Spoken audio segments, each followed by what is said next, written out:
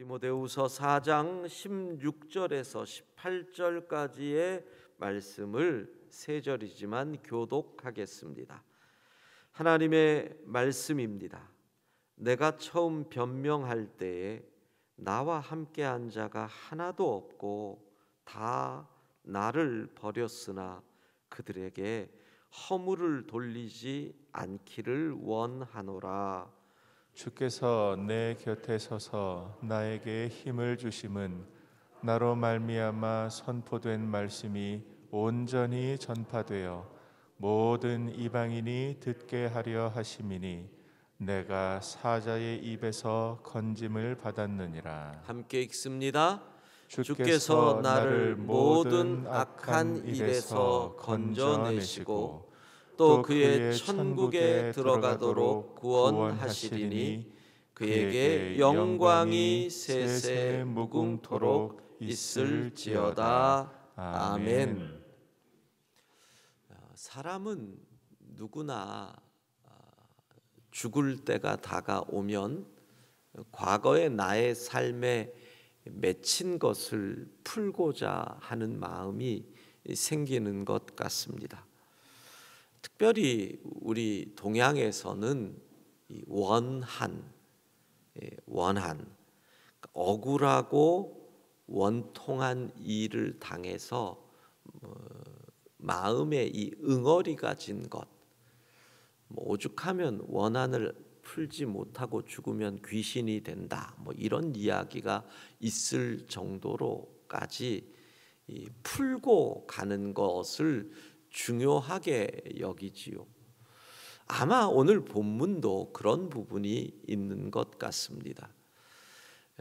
바울의 입장에서 이제 나의 떠날 시각이 가까웠는데 어떤 일이 자신의 과거에 있었던 일들 가운데 어떤 일이 가장 섭섭했을까를 한번 생각을 해봤습니다. 예를 들면 같은 동족인데도 유대인들이 그렇게 자신을 잡고 죽이려 하고 엉뚱한 이야기하고 선동하고, 물론 화가 나지만 그거는 아마 바울의 입장에서는 충분히 이해가 될 만한 일일 겁니다. 왜? 자기도 그랬거든요. 자기도 유대인으로 그리스도인들을 이해하지 못하고 죽이는 일에 앞장섰기 때문에 유대인들이 그러는 부분은 물론 화가 나고 그러하지만 그럴 수밖에 없는 이유를 이해가 될 겁니다. 로마 사람들 지금도 자기를 죽이려 옥에 가두고 곧 순교할 것이지만 그들을 향한 것도, 왜? 로마인들은 자신들의 전도의 대상이거든요.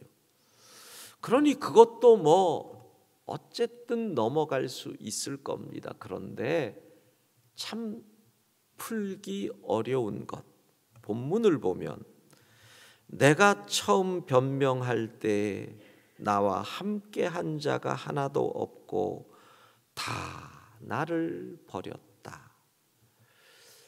아마 바울의 입장에서는 같이 믿음 생활을 했는데 믿음을 떠난 사람들, 거기서 한 걸음 더 나아가서 도리어 복음을 전하는데 방해가 되고, 배반자라는 의미죠. 그런 사람들이 참 풀기 어려운 사람들이 아니었는가, 이런 생각이 드는 본문입니다.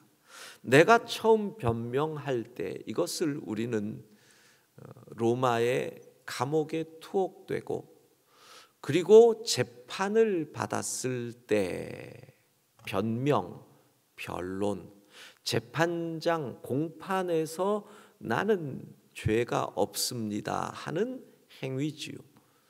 그런데 그때 아무도 바울을 위해 변명해주는, 변론해주는 사람이 하나도 없었고 다 나를 버렸다. 죽음을 앞두고 이게 생각나는 거 보면 무척이나 서운했던 것 같습니다. 나이가 들수록 걸리지 않아야 할 아주 무서운 병이 섭섭병이라고 하거든요. 그 병은 약도 없대요. 이 섭섭한 거예요, 지금. 그런데 중요한 것은 바울은 이거를 풉니다. 그들에게 허물을 돌리지 않기를 원하노라. 무슨 말입니까? 그럴 수 있어. 인간이 약하니까 그럴 수 있지 뭐. 이해하고 넘어가는 거예요. 그럴 수 있어. 이러면서 풀고 덮어주는 거 가장 잘하는 분들이 엄마지요. 자식에 관해서 엄마들은, 아버지는 조금은 다른 것 같아요. 뭐 품어주지만 99%는 이러는 것 같아요. 에이, 그럴 수 있어. 인간이 약하다 보면 그럴 수도 있는 거지. 바로 그 마음. 지금 사도는 천국 하나님 앞에 가기 전에 마치 예수님처럼 십자가에 달리신 주님께서 아버지 저들을 사하여 주옵소서, 자기들이 하는 일을 알지 못합니다 라고 용서하셨던 것처럼 사도는 자신의 과거에 맺혀 있는 것을 푸는 겁니다. 왜 이걸 풀겠어요? 자세히 보면 허물을 돌리지 않기를 원한다. 즉 디모데에게 이 섭섭함이 유전되지 않기를 바라는 거죠. 부모의 섭섭함은 자식에게 이어집니다. 그래서 대를 이어서 복수와 원한이 더 커지는 거죠. 바울은 나의 섭섭함이 내 영적 자식에게 이어지지 않기를 원해서 그들에게 허물을 돌리지 마라. 인간은 그럴 수 있는 것이다. 누구나 약하니까 그럴 수 있는 것이다. 이해하고 품어라 라고 이야기하는 거지요. 우리의 삶을, 인생을 과거, 현재, 미래 이렇게 구별해서 본다면 오늘을 살아가는 현재는 과거의 내가, 과거의 나의 삶이 오늘의 나를 만든 거잖아요. 그러니까 과거의 내가 모이면 오늘의 현재의 나, 현재의 내가 되는 거지요. 그래서 사람을 과거와 현재라고 하는 측면으로 나누어 보면 두 가지의 부류입니다. 한 부류는 과거에 사로잡혀 현재를 못 사는 사람이 있습니다. 억울하다 또는 과거에 내가 얼마나 부자였는데 지금 내가 이 모양 이 꼴이 됐지만 우리가 과거에는 잘 나갔어. 그러니까 과거에 사로잡혀 현재를 제대로 못 사는 사람이 한 부류고, 또 한 부류는 과거를 발판으로 삼아 현재를 힘있게 사는 사람이 있습니다.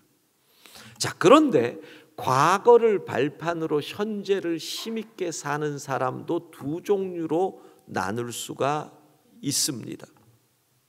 과거에 내가 겪었던 아픔, 상처, 다시 말씀드리면 복수하겠다, 증오를 힘으로 삼아서 현재를 살아가는 사람이 있습니다.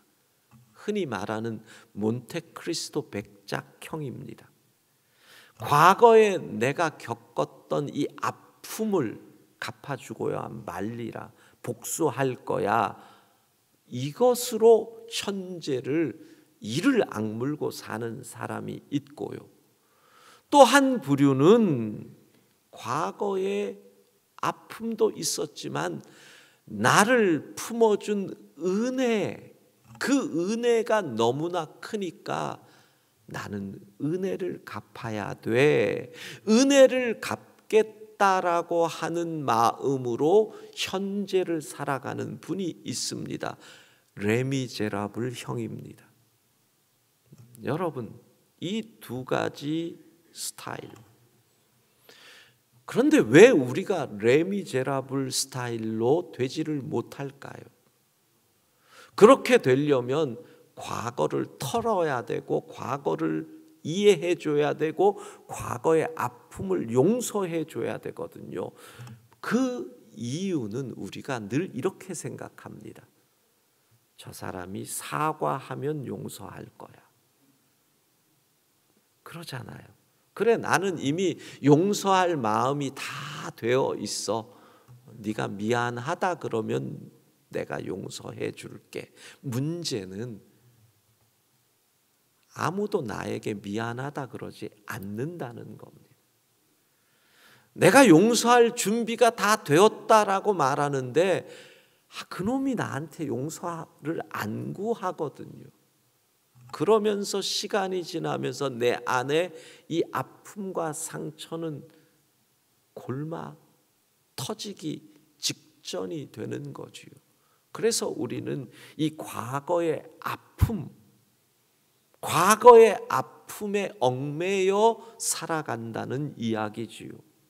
자, 그런데 오늘 성경은 그 외로움의 순간, 아무도 내 곁에 없고 나를 변론해 주는 이 하나도 없던 그 억울한 시간, 그 억울한 시간에 어떤 은혜가 있었는지를 고백하고 있다는 겁니다. 17절입니다. 주께서 내 곁에 서서 나에게 힘을 주셨다. 사랑하는 성도 여러분, 이게 놀라운 말씀입니다. 사실 과거의 그 외로운 순간, 아무도 없는 것 같았던 그 순간, 그 외로움, 그 광야의 시간이었기 때문에 바울은 나의 곁에 계셔서 내게 힘을 주셨던 주님을 체험한 것입니다. 똑같습니다. 그렇다면 여러분이 가장 외롭던 그 시간, 아무도 없던 시간, 배반의 아픔을 이를 갈던 그 시간, 사실 주께서 우리 곁에 계셔서 우리의 손을 붙잡고 이끌어 주셨기 때문에 지금 현재의 내가 이 자리에 있는 줄로 믿습니다. 그거를 보셔야 오늘 사랑하고 용서하고 털고 갈 수가 있는 거예요. 바울은 이렇게 얘기합니다. 과거의 그 시간에 주께서 내 곁에서 무엇을 하셨느냐? 두 가지를 하셨다는 거죠. 주께서 내 곁에 서서 나에게 힘을 주심은 나로 말미암아 선포된 말씀이 온전히 전파되어 모든 이방인이 듣게 하려 하심이니, 주께서 너 아직 할 일 있어. 주님의 목적, 사명을 그 시간에 내게 새겨주신 것이지요. 너의 입에서 나오는 복음을 모든 이방인이 들어야 해. 그래서 내가 너의 곁에서 힘을 주는 거야. 그 시간에 자신의 사명을 재확인했지요. 그리고 또 어떻게 해요? 내가 사자의 입에서 건짐을 받았느니라. 아무도 내 곁에 없었습니다. 그런데 로마의 1차 투옥 기간, 그가 재판받았을 때 내 곁에 변론해 주는 이 하나도 없었는데 석방이 되잖아요. 그리고 그가 원했던 3년 4년에 다시 복음 전파의 시간을 허락해 주셨거든요. 사자의 입에서 건지어 주시는 주님의 힘을 그가 다시 체험하게 되는 겁니다. 사랑하는 성도 여러분, 그렇습니다. 과거를 덮어야 합니다. 털어야 합니다. 과거를 품어야 합니다. 그러면서 현재 내 곁에 계신 주님, 나에게 다시 사명을 일깨워주고 나를 사자의 입에서 건져주시는 그 주님의 손을 붙잡고 나아갈 때 무엇을 약속합니까? 미래를 약속하십니다. 18절, 주께서 나를 모든 악한 일에서 건져내시고 또 그의 천국에 들어가도록 구원하시리니. 주께서 우리를 천국까지 인도하시는 줄로 믿습니다. 그런 겁니다.